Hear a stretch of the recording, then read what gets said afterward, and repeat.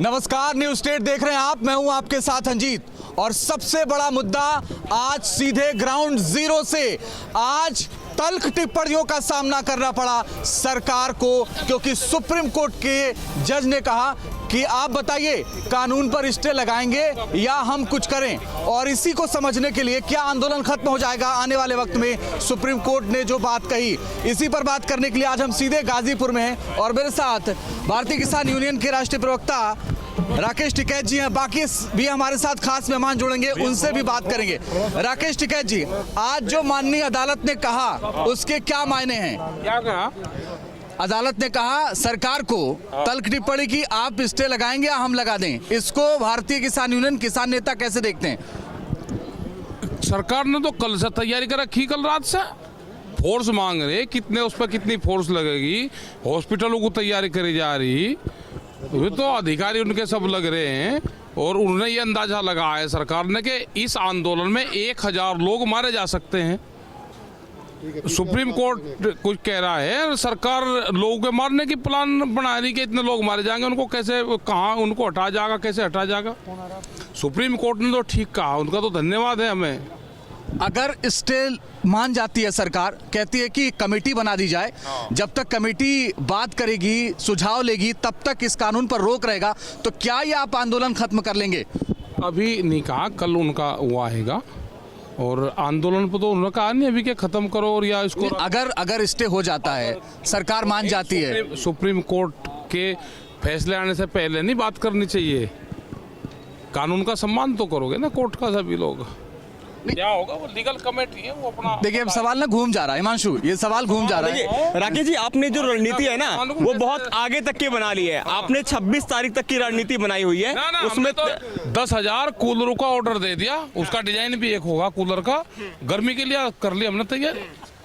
आप 26 तारीख की कह रहे हैं गर्मी की, कूलर के 10,000 कूलर के ऑर्डर दे दिए। हाँ, दिल्ली की कुछ भी आपने कह दिया है, और सुप्रीम कोर्ट अगर कल कह दे कि स्टे हो जाएगा तो मान जाएंगे आप? अभी कोर्ट का आने दो, क्या कोर्ट कहता है। जी सीधे सीधे ये बताइए कि देश ये जानना चाहता है कि ठंड में से कब जाएंगे। ये जो ट्रैक्टर खड़े ना, ये जो ट्रैक्टर खड़े हैं, ये कब? बिल वापसी नहीं तो घर वापसी नहीं, हम नहीं जाएंगे घर। तो हम फहमी में सरकार ना रहे कि हम घर जाएंगे। स्टे होने के बाद भी हम ये कह रहे हैं कि गलत फहमी में सरकार ना रहे। कोर्ट पे नहीं टिप्पणी करनी चाहिए ना। कोर्ट तो भाई, कोर्ट और भगवान पे टिप्पणी थोड़ा होती है कि किसकी मौत कब आएगी। ये ट्रैक्टर खेतों की तरफ नहीं, खेतों की तरफ क्यों जाएंगे? तो दिल्ली में चलेंगे, 10 साल पुराने हो गए, दिल्ली में ही वहीं। जनता तो जानना चाह रही है ना राकेश जी, जनता तो जानना चाह रही है कि आज सुप्रीम कोर्ट के अंदर जब बात पहुंच गई है, बना रखी 1000 लोगों की कि 1000 लोग मारे जा सकते हैं। हमने बना दिया कि 10,000 लोग तो कम से कम है, उससे ऊपर भी हो सके। जब देश आजाद हुआ उस टाइम पे अंग्रेजों से मुक्त रखा था दिल्ली को, और उस टाइम पे 8,000 लोग मारे गए थे यहाँ पे। उस टाइम पे जब जनसंख्या भी कम थी, ठीक है जी, उस टाइम पे जनसंख्या भी कम थी, अब तो जनसंख्या भी बहुत है। और कल का इंतजार करें, इस आंदोलन में कल का हम इंतजार करें राकेश जी। कल का ये कह रहा हूँ कि कोर्ट का क्या वो आता है, कोर्ट में हम तो गए नहीं, कोर्ट में क्या आता है तो कोर्ट पे नहीं वो टिप्पणी करनी चाहिए। कोर्ट तो भगवान और कोर्ट एक ही तो चीज है। चलिए, बहुत बहुत शुक्रिया हमारे साथ बात करने के लिए। मानशो, हम आगे बढ़ते हैं और हमारे साथ और भी तमाम खास मेहमान हैं। हमारे साथ शिवराज सिंह जी अध्यक्ष हैं बीक्यू लोक शक्ति के, मनीष शुक्ला जी हैं प्रवक्ता हैं भारतीय जनता पार्टी के, IP सिंह साहब हैं राष्ट्रीय प्रवक्ता हैं समाजवादी पार्टी के, अंशु अवस्थी जी हैं प्रवक्ता हैं कांग्रेस के, और आप सभी का बहुत बहुत स्वागत है। पहला सवाल मनीष शुक्ला जी आपसे, आज कोर्ट ने साफ साफ कहा कि आप स्टे लगाएंगे या हम कुछ करें, सरकार के लिए इसके क्या मायने हैं? देखिए अंजित जी, हम कोई वामपंथी और कांग्रेसी तो है नहीं कि हमारे पक्ष में कोर्ट कहे तो हम वाह वाह करें और विरोध में कहे तो हम उसका। कोर्ट का हमेशा सम्मान भारतीय जनता पार्टी करती है, हमारी सरकार करती है। और कोर्ट ने जो कहा, कोर्ट ने कहा क्या कोर्ट ने कहा कमेटी बनाई जाए जिसमें किसान संगठनों के लोग और कृषि विशेषज्ञ शामिल हो। ये बात तो पहले दिन से सरकार कहती आ रही है और हम कोर्ट की बात से सहमत है। और कोर्ट ने कहा कि कोविड के कारण महिलाओं और बच्चों को घर भेजा जाए, ये बात भी सरकार पहले दिन से कह रही है कि कोविड की महामारी है, बच्चों और महिलाओं को कम से कम इस महामारी के विभीषिका से बचाया जाए। कोर्ट ने कहा कि आंदोलन कोर्ट ने कहा कि हाईवे जाम न किया जाए, वैकल्पिक स्थान पर प्रदर्शन हो। पहले दिन आपको ध्यान होगा कि माननीय गृह मंत्री जी ने स्वयं इस बात की अपील की थी कि हम सारी सुविधाओं की और सारी जगह की व्यवस्था करते हैं, आप लोग वहां बैठिए। दिल्ली की आम जनता जिससे परेशान न हो और आम नागरिक न परेशान हो जो देश का नागरिक है। चौथी बात है कि वार्ता करने को कहा है, 9 दौर की वार्ता सरकार ने किया है अभी तक किसानों से। किसान लगभग ज्यादातर किसान और ज्यादातर संगठन इस पे राजी है। कुछ संगठन और कुछ पॉलिटिकल पार्टी के लोग उनको बरगला रहे हैं, तो गुमराह कर रहे हैं अपने एजेंडे के लिए। तीसरी बात, पांचवी बात, छठवीं बात कोर्ट ने ये कही है कि हिंसा की आशंका जाहिर की है। लोकतंत्र में अपनी बात रखने का अधिकार सबको है, धरना प्रदर्शन करने का अधिकार सबको है, तो लेकिन हिंसा का स्थान नहीं है। लंबे वक्त से कवर कर रहे हैं यहाँ पर। आज ये लग रहा था कि शायद कोई रास्ता निकलेगा, लेकिन अभी जो लग रहा है कि अभी कल का इंतजार करना चाहिए। और हमको लगता है कि हिमांशु आप तो लगातार कवर ट्रैक्टर पर आइए चलते हैं, और ये भी आपसे जानना चाहेंगे कि जब शुरुआत होती है किसानों की, उसके बाद क्या उम्मीद की जाए कि अब बहुत जल्द आंदोलन खत्म हो सकता है सुप्रीम कोर्ट के दखल के बाद? देखिए, अभी आपने राकेश टिकैत जी को सुना और जिस तरह से उनका बयान रहा, गोलमोल तरीके से उन्होंने पूरा बयान दिया और उसके बाद ये कहा कि कल का इंतजार रहेगा और सुप्रीम कोर्ट पर कोई टिप्पणी नहीं करेंगे, जो फैसला रिजर्व है, जब फैसला आ जाएगा उसके बाद सोचा जाएगा और निर्णय लिया जाएगा। लेकिन अब आप ट्रैक्टर पर सवार हो गए और जो किसान हैं उनसे भी पूछ लेते हैं, राष्ट्रीय उपाध्यक्ष भी हमारे साथ हैं, उनसे बात कर लेते हैं। क्या लगता है सुप्रीम कोर्ट का कल जो फैसला आना है उसको लेकर क्या कहेंगे? क्या कल बीच का रास्ता निकल जाएगा, सुप्रीम कोर्ट कमेटी बना देगा और वो कमेटी आगे बातचीत करेगी सरकार के साथ? देखिए, सुप्रीम कोर्ट ने आज जो सरकार को गाइडलाइन दी, सरकार के लिए उतनी ही गाइडलाइन पर्याप्त है। अगर मोदी जी के अंदर तनिक भी मानवीय दृष्टिकोण बाकी बचा है तो वो इतने ही निर्णय पे उनको बिल की वापसी की तरफ बढ़ना चाहिए। कल निर्णय क्या आएगा वो कल पे देखा जाएगा। मनीष जी, सरकार को आज जो चीज राकेश हमारे साथ मनीष जी भी हैं, भारतीय जनता पार्टी का पक्ष रख रहे हैं। मनीष जी, तब आपकी आवाज़ में थोड़ी सी दिक्कत आ रही थी। मुझे एक बात बताइए कि आप लोग पहल क्यों नहीं करते? अगर आप लोग पहल किए होते तो शायद आज माननीय अदालत को दखल नहीं देना पड़ा होता। देखिए जी, मैंने पहले दौर में इसी बात को कहा, आवाज गई नहीं गई मुझे नहीं पता, लेकिन हमने यही कहा कि सुप्रीम कोर्ट की जो टिप्पणियां हैं, सुप्रीम कोर्ट की जो अपेक्षा है, कमेटी बनाने की अपेक्षा है, कमेटी की बात पहले दिन से कह रहे थे। अब वैकल्पिक स्थान पे धरना होना चाहिए, वैकल्पिक स्थान देने की बात स्वयं गृह मंत्री जी ने की थी। 9 बार की वार्ताएं हुई, कोविड की महामारी से बच्चे और महिलाएं बची रहे, ये चिंता सरकार ने स्वयं जाहिर की थी। हिंसा की चिंता सुप्रीम कोर्ट ने व्यक्त की है। सरकार ने भी इस बात को कहा है कि असामाजिक तत्वों का कोई स्थान आंदोलन में नहीं होना चाहिए। देखिए, मैं एक बात बहुत साफ गोई से कहना चाहता हूँ कि हम कोई वामपंथी और कांग्रेसी नहीं है कि हम सुप्रीम कोर्ट अपने हमारे फेवरेबल कोई डिसीजन दे तो हम कहें अच्छा है, और जब हमारे विरोध में दे तो हम संवैधानिक संस्थाओं की मर्यादाओं का हनन करें। अभी एक बात राष्ट्रीय प्रवक्ता है आईपी सिंह साहब, 30 सेकंड कहा यह जा रहा था कि बहुत जल्द आंदोलन खत्म हो सकता है, बातचीत हो रही थी, लेकिन जितनी बातचीत हुई वो बेनतीजा रही। क्या इस पूरे मामले में राजनीति हो रही है? फोन पैच कर दीजिए। आज देश की सर्वोच्च अदालत ने बहुत तल्ख टिप्पणी करी है केंद्र सरकार पर और मोदी सरकार को बैकफुट पर भेजा है कि ये बिल्कुल निर्मम सरकार है और ये वो लोग हैं जो जिसने कभी खेती किसानी नहीं की है, वो किसानों को उसका लाभ बता रहे हैं। सवाल ये खड़ा होता है कि इतना लंबा समय जो ये सत्याग्रह, जिस तरह से ये आंदोलन किसानों का चला है, और कल देखा होगा आपने कि हरियाणा के अंदर जब वहां के मुख्यमंत्री मनोहर लाल खट्टर कार्यक्रम करना चाहे तो किसानों ने उन्हें उतरने तक नहीं दिया।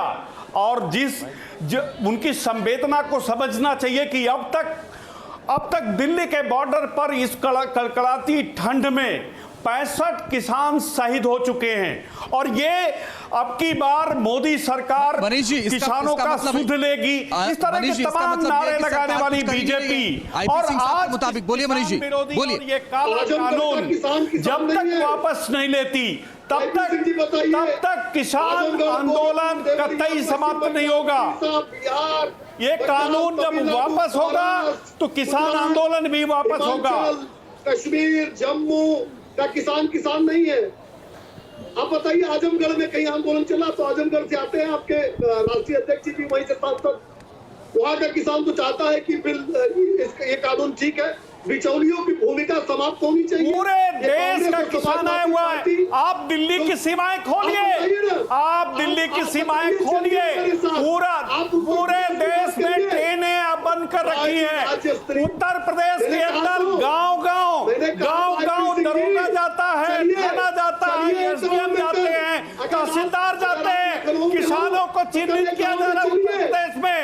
लखीमपुर, शाहजहांपुर, बरेली, या बदायूं, गाजियाबाद, अलीगढ़, यहाँ तक कि पूर्वांचल में भी अगर किसान निकला है तो योगी सरकार और योगी की गुंडा पुलिस जाकर एफआईआर दर्ज कर रही है।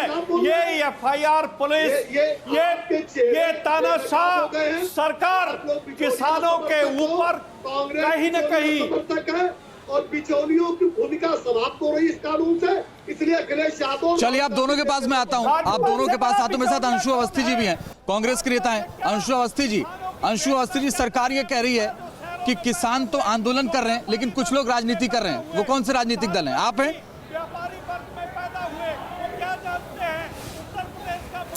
देखिए, सरकार क्या कह रही है, कौन राजनीति कर रहा है, इससे ज्यादा महत्वपूर्ण है कि देश के 62 करोड़ अन्नदाता इस काले कानून के खिलाफ हैं। सभी चाहते हैं कि जो कानून जिसमें उनके हित नहीं है, जिसमें सिर्फ और सिर्फ कुछ चुनिंदा उद्योगपतियों को फायदा पहुंचाने के लिए कानून बनाया गया है, वो वापस होना चाहिए। मनीष शुक्ला सुन लो मनीष शुक्ला जी, फिर जवाब दे देना, पहले पूरी बात सुन लीजिए। मैंने आपकी बात सुनी थी। सवाल यह है, 62 करोड़ अन्नदाता जब नहीं चाहते हैं देश में ये कानून आए, तो आखिर भाजपा सरकार जबरदस्ती क्यों लादना चाहती है? आज सुप्रीम कोर्ट ने भी यही टिप्पणी सरकार के ऊपर की कि जब किसान राजी नहीं है, किसान आंदोलन कर रहे हैं इस कानून के खिलाफ, तो आखिर सरकार क्यों इसको जबरदस्ती लागू करने के लिए जिद पकड़े हुए है? सरकार का काम तो लोगों का कल्याण करना है, किसानों का कल्याण करना है। सवाल यह है, कुछ पैसों की खातिर बीजेपी और बीजेपी की सरकार अडानी और अंबानी की गोद में बैठ गई है। एमएसपी कानून का हिस्सा होना चाहिए था। आज भारतीय जनता पार्टी के नेताओं को उस पर सांप सूंघ जाता है। एक ही बात का जवाब दे दे, आखिर एमएसपी कानून में आपने क्यों नहीं लिया? अगर आप अडानी और अंबानी के हितों को देख रहे हैं तो किसानों के भी हितों को देखना चाहिए। एमएसपी 2014 के पहले कितना था? नहीं, हमने अडानी अंबानी के लिए भी कानून नहीं बनाया मनीष शुक्ला। आपने सिर्फ अडानी अंबानी के लिए क्यों कानून बनाया? ये बताइए। हमने अडानी और अंबानी के लिए कानून नहीं बनाया था। मास्टर शोर, आपने अडानी और अंबानी को कानून बना के दे दिया। किसानों की एमएसपी पर आप सन्नाटा मार जाते हैं। को भी बोलने दीजिए प्लीज सर। और भी लोग पैनल में सर, और भी लोग पैनल में, और भी लोग पैनल में। Anshu Awasthi ji, 1 minute sir, 1 minute sir. Master Shivraj ji बोलिए, मास्टर शिवराज जी बोलिए। एमएसपी क्यों नहीं हिस्सा है कानून का? आपने अडानी और अंबानी के लिए कानून बनाया, इनको बंद करो तो मैं बोलूं। 1 मिनट सर, दूसरे लोग भी है पैनल में, प्लीज सर। दलाल लोग, मैं किसानों के भी बीच में हूं सर। शिवराज जी बोलिए।